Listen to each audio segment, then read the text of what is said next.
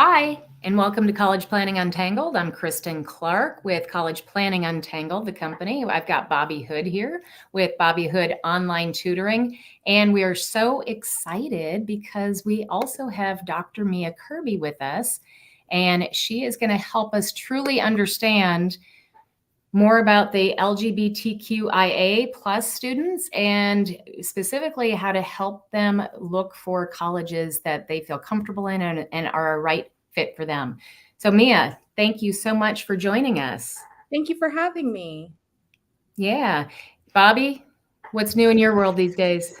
Oh, not a whole lot. I got to spend the weekend off in Kentucky, and it was very cold there, but it was very nice. A nice little time away, and now I'm back. And yeah, actually today I actually have just started working as a board member of a nonprofit in Dallas called Leadership Forward that helps students that are marginalized in the Dallas Fort Worth, metroplex, with getting more opportunities in school and looking toward college. And so that's the next thing I get to do. And so this is a lot of excitement. I'm really excited about helping students, from marginalized communities and who run into discrimination, like get the best opportunities. And that's what I'm really excited to get to talk to you today. Bobby, I'm going to segue off that for a second. I'll do this really quick. I'm actually part of a nonprofit at this point too, where we're bringing the career readiness programs into schools. And a lot of them are going to be schools that are for kids that don't have all the advantages of everybody else. So, yeah, and we just got a grant to be able to buy a grant writer to pay for a grant writer so that we can go out to these schools and bring these programs in. So exciting stuff. This is good. That's wonderful. That's great to hear. I really do love the outreach and help for various student populations. So this is really awesome. Thanks. Yeah. So Mia, I know that there are going to be people that are really excited to hear about this. Yes. So let's talk a little bit about what you do. Let's give them a background, get them grounded on who you are and what you do so that we can talk more. Sure, absolutely. So as you stated, my name is Dr. Mia Moore Kirby. I am a licensed clinical social work supervisor at LE Mental Health Plano. My specialty is working with marginalized populations, as you previously mentioned. I work with individuals around trauma that's associated with racial trauma, as well as LGBTQIA plus individuals who experience trauma associated with their culture and gender and sexual orientation. And then I also work with individuals who are sexual minorities or relationship minorities. So individuals who identify as polyamorous or, have various relationships, the way their relationships develop. So I work with folks around trauma that are impacted in those various areas. I also have a PhD in sociology with a specialty in stratification, race, gender, and class. I was a full-time faculty member, and now I'm an adjunct, and I teach diversity practices. Oh, that's amazing. Yeah. And in the DFW area, correct? Yes, I am in the DFW area. Yeah. Well, good. So I know today what we really wanted to dive into for our families is, going off to college for any kid is a huge change and so much going on, along with that. We've got a lot of stuff going on with anxiety and that just heightens it. There's just so much in that move to living with people you don't know and eating food you're not used to and all the stuff, right? There are added changes and concerns, I would think, for, kids that are in the LGBTQIA plus community and, how do parents help them figure this out? Absolutely. Absolutely. To your point, college is a culture shock.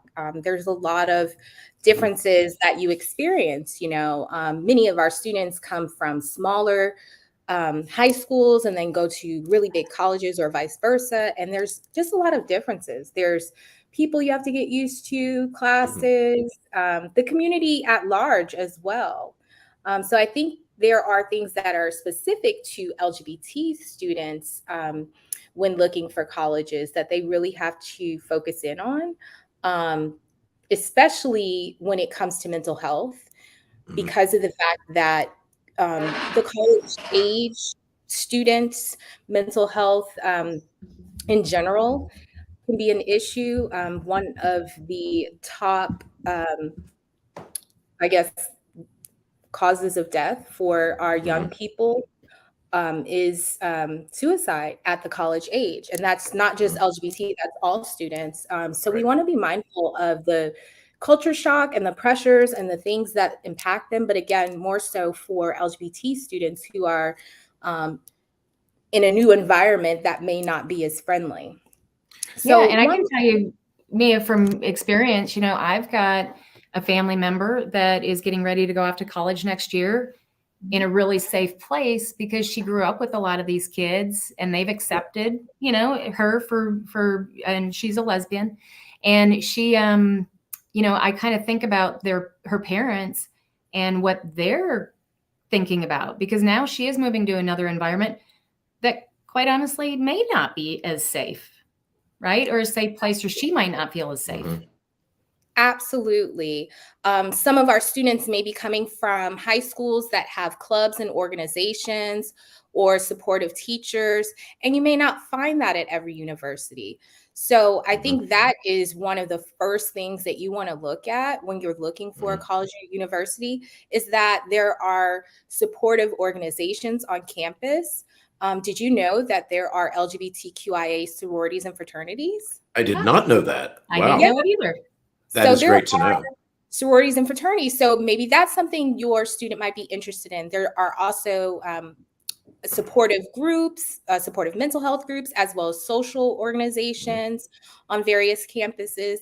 So I would say definitely look for community when looking at the university. And then you also want to make sure that you have students who are publicly out. If your student is publicly out, they don't want to be the only one. So a place where there are students that are publicly out, a place where there are faculty members that are publicly out, is also extremely supportive, because then the students have individuals they can look up to and identify, maybe even in particular career paths. Okay, how do you know that? How do you find that? Yes. So on campus, they have the clubs and organizations listed, and a lot of campuses have the organizations of the faculty members listed. I'm not sure if you know, but we faculty members, we have various clubs and organizations for ourselves. Sure. And that's just, to create the community that we're talking about. So if there are organizations for students and faculty members, then you get a feel for how much that is accepted and encouraged on campus. Got it. Yeah. Now you gave me I'm sorry, Bobby, I know you're probably sitting there dying to ask questions. I know how you are. But you have a resource, that you'd shared. Do you want me to share that now? Yes, please. I found a resource called campusprideindex.org. And this particular resource lists all of the topics that parents should be looking for when they are researching colleges or universities for their LGBTQI students. It also ranks the universities based on most friendly, accepting policies, things at the university. So it helps to kind of create a list of, okay, these universities are a bit more open and accepting. That's very interesting. Yeah. And one of the things that occurs to me is like, you mentioned students who are publicly out and students who aren't, right? And as a tutor who works with high school students, I mean, this is obviously not a conversation that comes up during tutoring. We're talking about math and grammar and things like that. So students aren't generally sharing at things like that. Right. But, a few years ago, I started thinking, okay, I'm sure I know that some portion of the students that I tutor are LGBTQIA. And so I started talking to some friends of mine in the community and saying, okay, well, what can I do? And they said, well, one of the things is like, you could share your pronouns with students, right? Yes. And I'm like, but how do I do that? And literally they said, well, you say, hi, my name's Bobby and I go by he, him. and I use he, him pronouns. And I said, well, that doesn't sound hard, but it feels so hard the first time you ever do it, right? Yeah. But then when I started doing that with students, then sometimes students would say things like, oh, well, so I go by this name, not the name that I was signed up with. Or, I mean, even in the past, I've had parents who said, okay, my student's going to tell you that my name is this, but I want you to call them this. And I'm like, well, generally I just ask the student, what their name is, but, they'll say, well, this name is fine, and I say, well, in your mind, like, what is your name? Right. And then sometimes I get a different name and I say, well, I'll call you that. And sometimes it's Jonathan versus John or whatever, but it's still, I've gotten really focused on, like, addressing people by the identity that they go by. And Absolutely. I think just doing a little bit of that can help let people know, because this is about finding resources that are going to be allies and friendly and accepting. And so it's like, it is easier to let people know, I think, that you are accepting simply by little statements like that. You don't have to make big, bold statements. I wanted people to, listening to know that. But Dr. Kirby, I'm interested in what your thoughts are. Absolutely. I think even seeing, as you can see with my name, I put she, her, even seeing things of that nature in email correspondence helps you to recognize that this is a gender affirming person, gender affirming institution. So you want to look for things like that, because absolutely that is a sign that this person gets it, or they're trying to get it, and they're being supportive of you. And I think that's really, really important. Absolutely. So some other things that I think people should look for are inclusive policies. That's really, really important. Policies that are supportive, like non-harassment policies, policies that allow for gender expression, gender fluidity. Maybe you want a university that has bathrooms that are non-gendered. Sure. You can look for universities that have that, or dorms that have non-gendered dorms for your student safety and comfortability. There are even some campuses that have LGBTQIA dorms. Oh, where wow. maybe you would just feel comfortable Much safer. with Yes. your other community members, and that's a thing. And so that would be something that you might want to look at for your student. And of course, asking them what they would feel most comfortable with.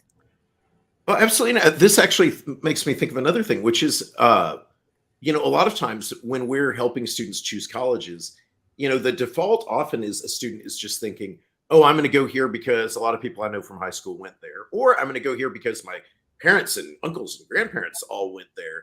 And so they might not be considering, these other factors. Right. They might not even be considering that there are other options, right? And also their parents might be pushing specific colleges. And so there might be students who, see this video and say, oh, I'm going to go do some researching on my own, because I might have to be the one who suggests these other colleges and applying to these other colleges.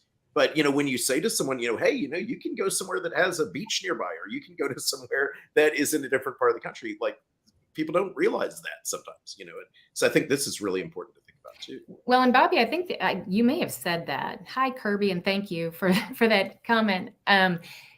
You may have said this, but yeah, if a student isn't out yet and they do their own research, then, they don't necessarily have to come out because of that, but they can at least choose a place that's safe. Yeah. Yeah, absolutely. I think that's huge.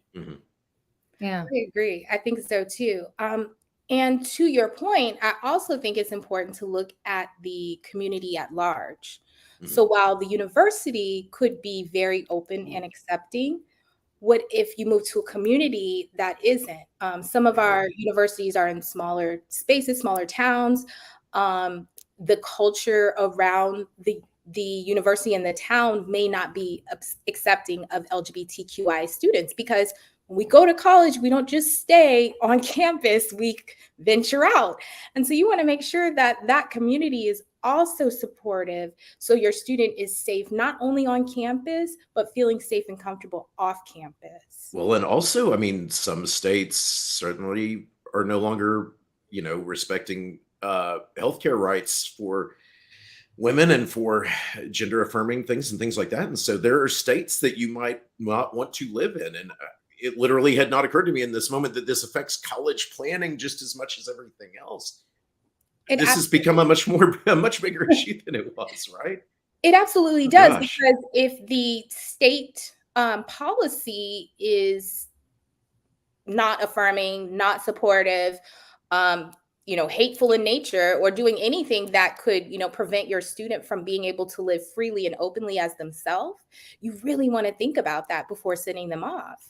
Because and not only for the short term, but I also think for the long term, because a lot Right. of times you're going to a state because, and you may want to stay there, and that's where Absolutely. you're building some of your people. So Absolutely. that makes a ton of sense.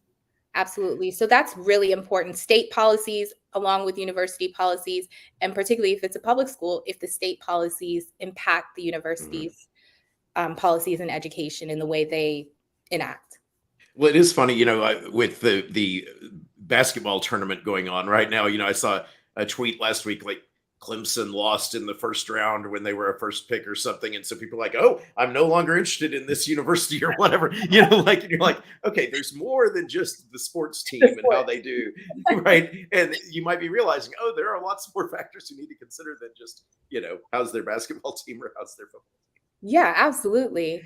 And I think if I could give like maybe one last very important note, is that there is supportive mental health services on campus, but not just mental health services that are supportive, particularly for the LGBTQIA community. So some universities have group therapy sessions or individual therapy that specializes in working with that population. And I always tell my students, your tuition pays for this. You can go at any point. So making sure that there are affirming, supportive mental health services on campus and that your student knows how to access them, I think that is really, really important. Yeah, I do too. And I would tell you, Dr. Kirby, I would also tell parents to know where that is, like go on campus, because a lot of times, those mental health facilities are on the outskirts of campus on purpose.